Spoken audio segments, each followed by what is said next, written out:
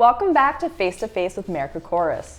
Today we'll be taking a deep dive into the Braintree Master Plan. Thank you for joining us, Mayor. Thank you. So before getting into more about the master plan and what you've been working on, can you just go into detail about what the master plan actually is? Yes. Well, first of all, the master plan itself it's a blueprint of the town of Braintree. So we get to look at all different parts of Braintree and really have a great understanding of what our resources are. In some communities, they have large areas of open space and have very little development. We're a fairly well-developed town because obviously we've been around since 1640 and before. So, for us, it gives us an opportunity to pause and really take a look at everything that we have, all our assets, what we feel our needs are for the future. But you really need to take that pause and really put that blueprint together to understand where you want to go from this point on. It's really important to have that done on a regular basis. It really should be done every 10 years. It's been quite a while since we've done the last one. Yeah, so actually, when was the last one? So the last master plan was done in 1998. And, just getting into that a little bit, I was part of it. I remember being told that town meeting would never approve, I think it was $50,000 to do a master plan by the director at the time, Peter Lapola. And we went forward with it anyway, and town meeting did fund it. But the master plan back in 98, some of the issues that were prevalent during that time, concerns of residents, was really retail growth, and we had a lot of office parks and retail. The mall was expanding, which it expanded again later on. So when you look at the issues in 98 and you look at the concerns that many of the residents had, some of them are similar, but some of them have changed completely. And in the 1998 master plan, we started looking at things like, creating separate zones for retail versus office, because office had less demand, peak demand traffic and things like that, and different peak demands. So it was really interesting doing the 1998 master plan and looking at where we are today. So I know you said that the master plan is usually done around every 10-ish years. So this was also a priority for your campaign when you were running for mayor. How did the master plan come about? Why was this one of your priorities? Well, first of all, it was definitely a priority. And as sitting on the council for 12 years, sometime, I think it was in 18, when the comprehensive rezone was presented to us. And the comprehensive rezone was really a major overhaul of our ordinances, of zoning and things of that nature. And it was so voluminous in nature, it was really tough for us to wrap our hands around all of it. There were some good things in it, like the inclusionary housing, which I'm working on now. But as far as it kind of triggered the residents to come out and really be interested in us having a master plan done, because in order to do anything that massive, you really have to stop, pause, look at where you are. And that's what kind of brought up the master plan, and we started to look back that the last one was done in 98. So, it was definitely a campaign promise that I had made. We get into our first term, and as we're going through our first term here, in the early months, it was February of 2020, before the pandemic began here, and I had presented the request to the council, and I requested it's a total of $200,000. So we had some funding left over from the comprehensive rezone and consulting line items.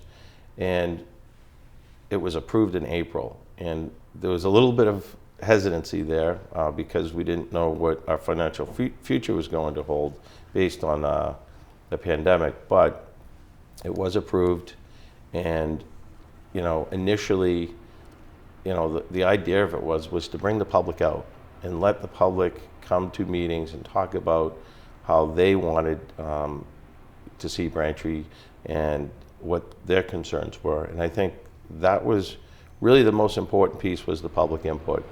And because of that, initially, even though the funding was there, I did not set up a steering committee. We did not go out to bid for a consultant. And it was literally February of 22 when we started this. And rightfully so, because it was important to make sure that everyone had an opportunity to be part of it. And I think Zoom was great, but it really left out some individuals that didn't have the ability to chime in through a Zoom meeting. Yeah, so you mentioned, I know at the time you hadn't created a steering committee or anything like that to kind of work on this, but now there is a committee for the master plan. So who's on that committee and why were they put on the committee? So essentially, we wanted to make sure that we had representatives from the business community. I wanted to make sure that we had town councilors on there, because they would be a big part of it as well, and residents. So, the members, and I'll start with the chair, and our chair is Jennifer Wadlin. She's doing a wonderful job, and our vice chair is Kay Young. We have members David Cunningham, Julia Flaherty, who is a counselor, Peter Herbst, Justina Hong, Erin Joyce, who's our chair of the planning board, Shelley North, who is also a business owner, Elizabeth Page, Joseph Reynolds, who is a counselor, and Raina Rubin. So the group that we have together work extremely well together. They've done a tremendous job, and I have a lot of faith in them putting together a great product. Yeah, you have a very diverse group of people in there. You have business owners, you have some government officials. Why the diverse group of people? How does that help? Well, I think what it allowed us to do is really get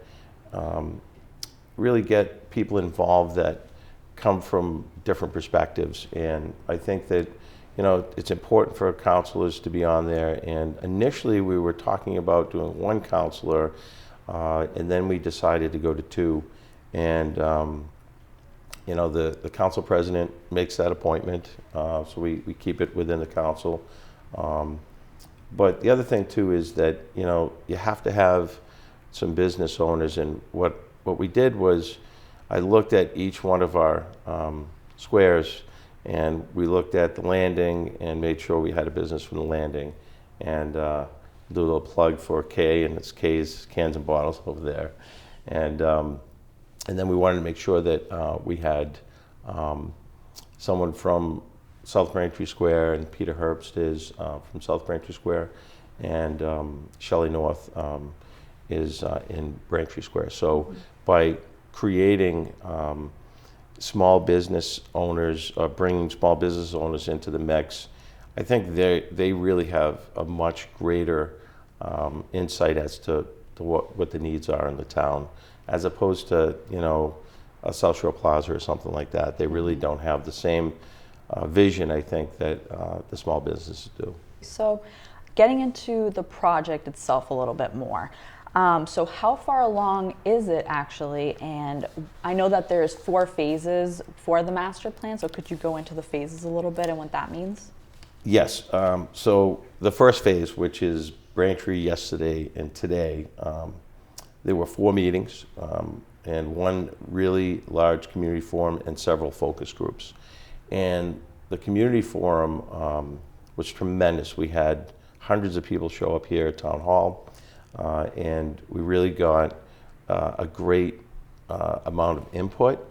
And when you came in, you basically placed a dot on where you lived in Braintree and age groups, et cetera. We didn't really have a lot of young people coming in, but we did have, most of the folks that came were homeowners in the town, but we had a really good distribution of folks from all over the community that came to give their input.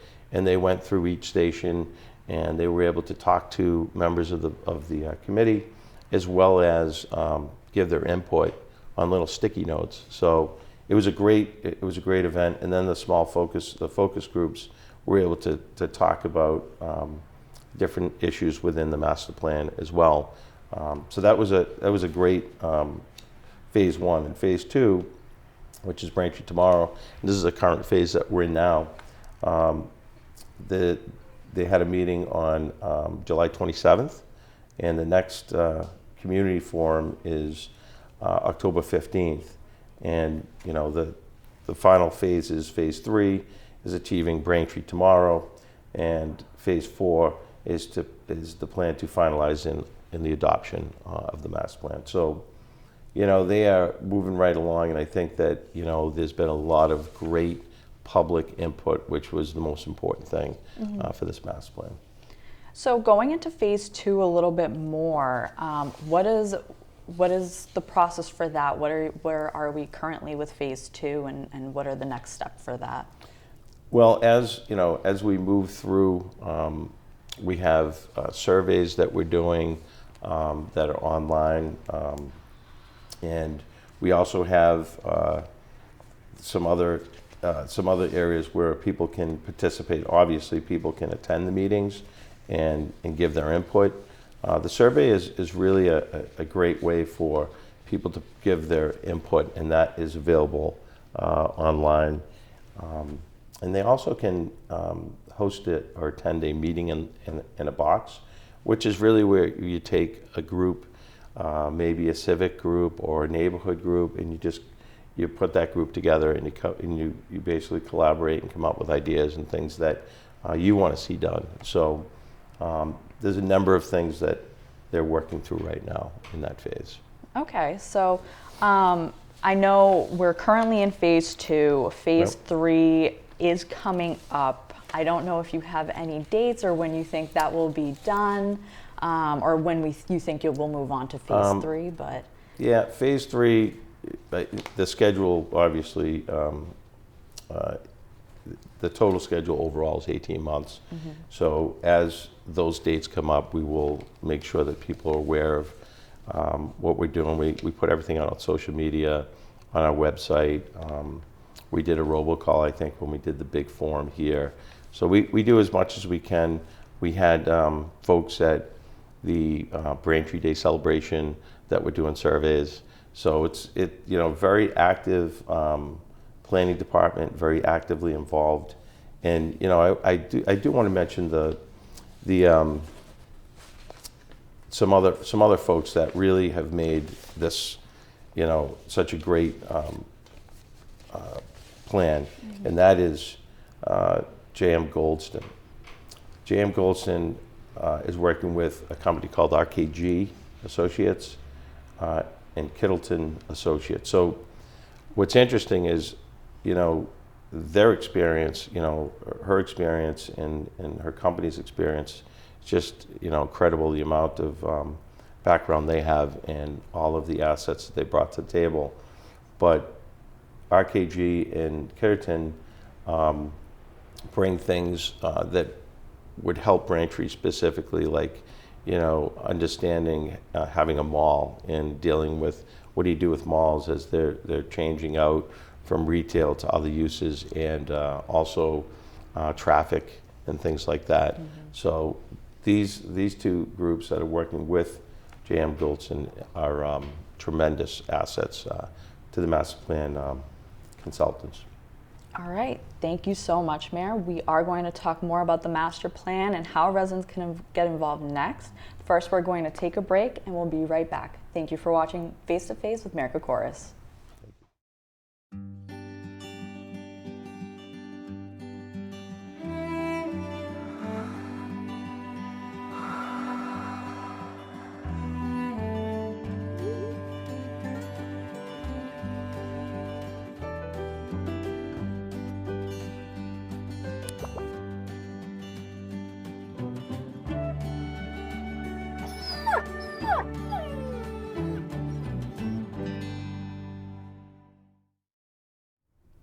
Welcome back to Face with Mayor Kokoros. Now I'll be getting right into the master plan in Braintree.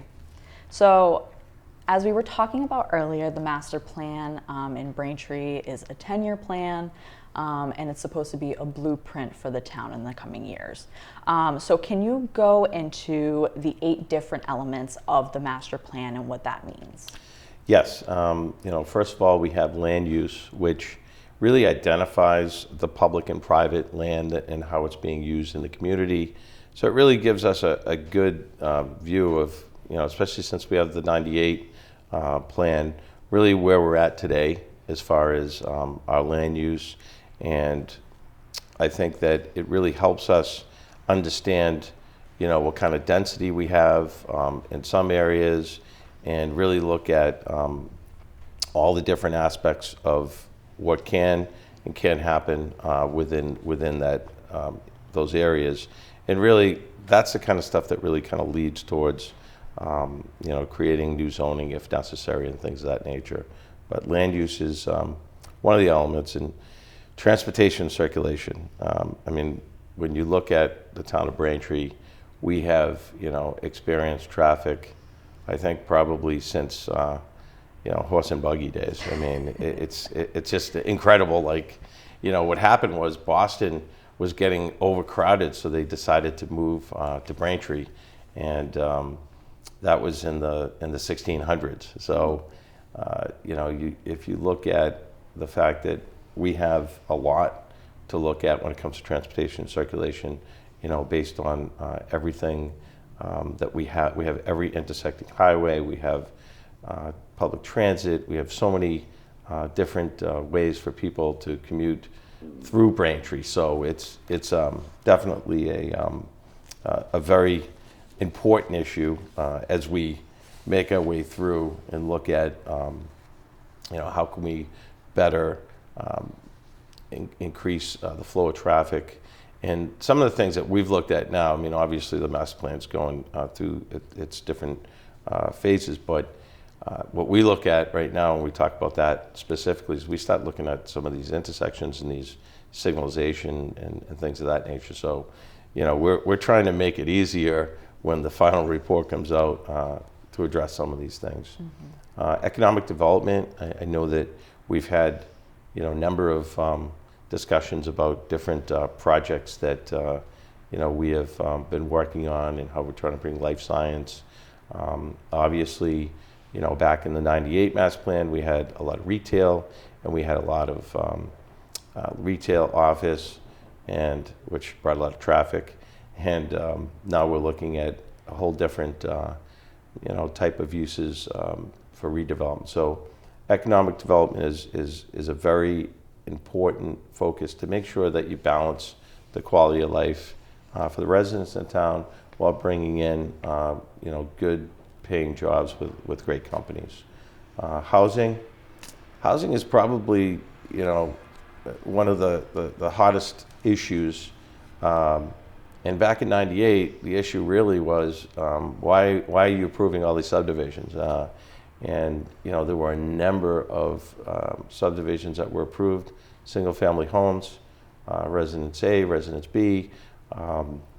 And I think what we see now is, there's been this push for a number of years now for more housing. And, Braintree has, they've kind of indicated that they don't want 6-story buildings, and they don't want 6-story apartment houses. And hopefully when we get through the housing piece, we come up with something that works for everybody so that we can satisfy what the needs are, but also keep our small town feel. And that's something that we've really been trying to do. Open space and recreation is so important to your community, and we have so many gems out there. We'll continue to utilize our open space. We are looking at the Riverwalk. We have so many things going on. So when this master plan is done, hopefully we'll be able to add some more of those assets to our overall plan. But we're working on them now. So those are some very important issues. Natural and cultural resources, I mean, you know, when you look at the history here and you look at Braintree as a whole, you know, it really, you know, it really represents, you know, the history of this country in so many ways, and there's so many great things. Just across the street, we have the Thayer House, and so, you know, we're rich in that area, and hopefully we can preserve and enhance what we have. And then you also have public facilities and services, and you know, this is really, you know, when you look at all of the things that we provide, and we have our own electric light plant, we're building a regional water plant, so it really covers so many different things. I mean, obviously police station, fire station, number of other areas in town, but it really looks at all of everything that we have to offer for different services. But it's always good to have that assessment to see where you're at and where you want to move forward with. And then obviously sustainability and resilience is important. We're doing a great project over in East Braintree at Watson Park. We're going to do a walkthrough coming up, I think, this week. And it really, we've built up the area because, you know, we see, you know, the issue with rising sea levels, et cetera. So we've got a great project that we've done over there. But, you know, those are the areas that will be analyzed in order to create this new blueprint many, many years after the last one, but to reflect where we are today as we sit here. Yeah, absolutely. So going into one of the elements real quick, just because I know that there's been a lot of trouble with the MBTA recently, and I don't know if it affects anything with the master plan, but will the red line and some of the shutdowns affect the master plan? You know, it's really more of an assessment in, you know, and I think overall, one of the things that we see is, you know, we're constantly, you know, working to get better service for Braintree and all the folks that come up here. I mean, we're at the end of the line. It's so important to have reliable public transportation, and, you know, quite frankly, I don't know, you know, how much more money you can pour into it and still have it fail, but it is, you know, the oldest system, you know, in the country, so we do take that into consideration. But yeah, that is a, you know, it's a piece, obviously, you know, that will be looked at, but the other issue too is that ridership is still down significantly, and the question is, where does that, you know, does that trend continue? Or do people start going back to work, you know, or work remote? So, but the MBTA is definitely, there's been some catastrophic things that have happened, and, you know, we will always have to assess how the MBTA is working, how the red line's working, and commuter rail as well. Okay. All right. So getting into the residents and how they get involved. I know that the residents being involved in the master plan has been a huge priority for you. So how do they get involved with the master plan? So first of all, they could visit the master plan website. Okay, and I know you guys are going to put it up on the screen, but it's tinyuri.com/Braintree Master Plan, and this basically has all the information on what's going on with the master plan. It gives any studies, it gives focus group summaries, it gives past meeting presentations. So there's so much information on that. In addition to that, you could go to the town's website, braintreema.gov, and you could just go right into the planning department, you could go right into the master plan, and you'll see all of the information the steering committee has posted. Another thing is, you know, give you guys a little plug, thanks to BCAM, you can also watch any meetings that they've had on youtube.com/BCAM TV, and you know, you can attend a meeting. We welcome anyone that wants to come to the meetings, and, you know, we'll make sure that, you know, we get the word out when we do have meetings. We post things on social media, etc. So if we have a big forum, we'll do a robocall as well. But we put the information out. and I think it goes into the press as well. But really, if you get an opportunity, I really would love to, have you attend a meeting, give your opinion on different things. I think it would be great for us to hear how you feel about Braintree's future. And another thing is you can take a survey. A lot of people I know are busy, but the survey is something you could do, and you don't have to attend a meeting to do the survey. And that's something that you guys can put up on the screen as well. It's through surveymonkey.com, and we'll have the specifics put up on the screen. But taking a survey, there's a lot of questions in there that would pertain to important things to you and to us to make sure that this master plan is developed for you, the residents. And as I mentioned before, you could host or attend a meeting in the box. If you want to get a group of folks together, I know that you take your neighbors and have a cookout or something, and afterwards sit down and have the conversation and really talk about some of the issues that concern you or some of the things you'd like to see through the master plan. So, we will continue to put this information out as to how you can get involved, but we really, 100% want to hear from the residents. It's most important. Absolutely. So I know you mentioned earlier that there was a meeting or a public forum coming up that residents can attend to. Yes. Just if you want to mention that. Yeah, that meeting is, it's in October, and we'll make sure that we put it out there. Okay. Absolutely. Great. Thank you so much, Mayor. All right. It was great talking to you about the master plan, and thank you for all the details that you gave us today. My pleasure. Thank you. Thank you for watching Mayor Face to Face with Mayor Kokoros. We will see you next time.